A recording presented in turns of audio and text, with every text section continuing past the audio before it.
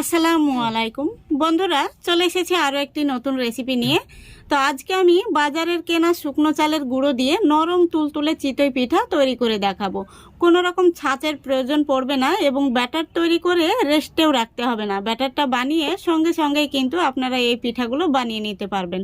তো চলুন আজকের এই রেসিপিটা দেখে নেওয়া যাক। আশা করছি আপনারা যে কেউ বানিয়ে নিতে পারবেন খুবই সহজে। তাহলে চলে যাচ্ছি মূল রেসিপিতে। তো বন্ধুরা, এখানে আমি বাজারের কেনা শুকনো চালের গুঁড়ো নিয়েছি।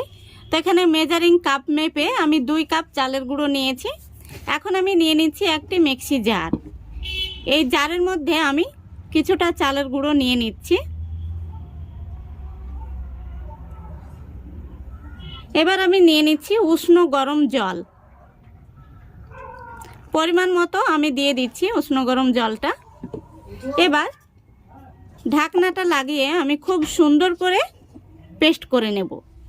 দেখুন বন্ধুরা, পেস্টটা কিন্তু এইরকমই হবে। তো বন্ধুরা, আমি 2 বারে সবগুলো চালের গুঁড়ো পেস্ট করে নিয়েছি। এখন আমি মিক্সি জার ধুয়ে একটু উষ্ণ গরম জল দিয়ে দিচ্ছি। এখন আমি দিয়ে দিচ্ছি হাফ টেবিল চামচ লবণ আর হাফ টেবিল চামচ বেকিং পাউডার। এখন আমি হ্যান্ড উইচ দিয়ে খুব সুন্দর করে মিশিয়ে নেব। তো বন্ধুরা, এইভাবে ব্যাটারটা তৈরি করলে কোনো রকম রেস্টে রাখতে হবে না। ব্যাটারটা তৈরি হওয়ার সঙ্গে সঙ্গে কিন্তু এই চিতই পিঠাগুলো বানিয়ে নিতে পারবেন। দেখুন খুব সুন্দর করে আমি মিশিয়ে নিয়েছি। এখন আমি একটি হাতায় করে ব্যাটারটা আপনাদের দেখিয়ে দিচ্ছি। এই দেখুন, এই ব্যাটারটা কিন্তু খুব একটা পাতলাও হবে না, আবার খুব একটা ঘনও হবে না। একটা মিডিয়াম ঘনত্বের তৈরি করে নিতে হবে। দেখুন হাতার পিছন দিকে কিন্তু খুব সুন্দরভাবে একটা কোটিং হয়ে গেছে। এই দেখুন। তো বন্ধুরা, বেকিং পাউডারটা মেশানোর পরে কিন্তু ব্যাটারটা রেস্টে রাখা যাবে না, সঙ্গে সঙ্গে পিঠাগুলো তৈরি করে নিতে হবে। তো চলুন এখন আমি পিঠাগুলো তৈরি করে নেব। আর এখানে আমি একটি বাটিতে 2 টেবিল চামচ তেল আর 2 টেবিল চামচ জল দিয়ে একটি মিশ্রণ তৈরি করে নিয়েছি। আজকের এই চিতই পিঠা বানানোর জন্য কোনো রকম ছাঁচের প্রয়োজন পড়বে না। তো এখানে আমি একটি ননস্টিকের আপ্পাম নিয়েছি। আপ্পাম প্যানটা আমি গ্যাসটা অন করে বসিয়ে দিয়েছি। তো প্রথমত আপ্পাম প্যানটাকে খুব ভালো করে গরম করে নিতে হবে। তারপরে আমি যে তেল আর জল দিয়ে মিশ্রণটি তৈরি করে নিয়েছি, এই তেল আর জলের মিশ্রণটি ব্রাশ দিয়ে লাগিয়ে নিতে হবে। দেখতেই পাচ্ছেন প্যানটা কিন্তু খুব সুন্দরভাবে গরম হয়ে গেছে।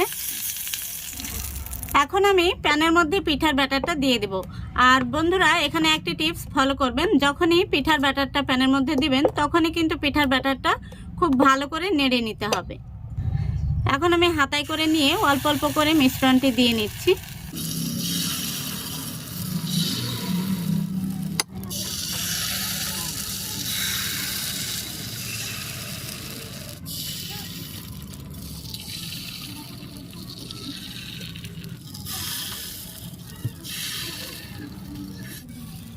এখন আমি উপর থেকে ঢাকনা দিয়ে 3 মিনিট মতো অপেক্ষা করব। তো গ্যাসের ফ্লেমটা একদম লো ফ্লেমে রেখেছি আমি।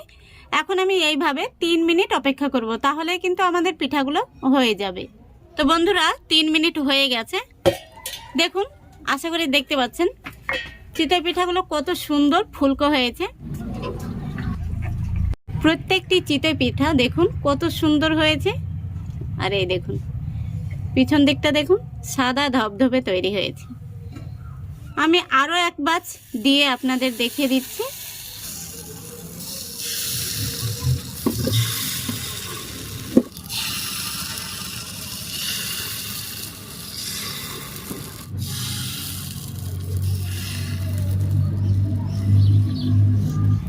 আবারও আমি ঢাকা দিয়ে ঠিক 3 মিনিট অপেক্ষা করব।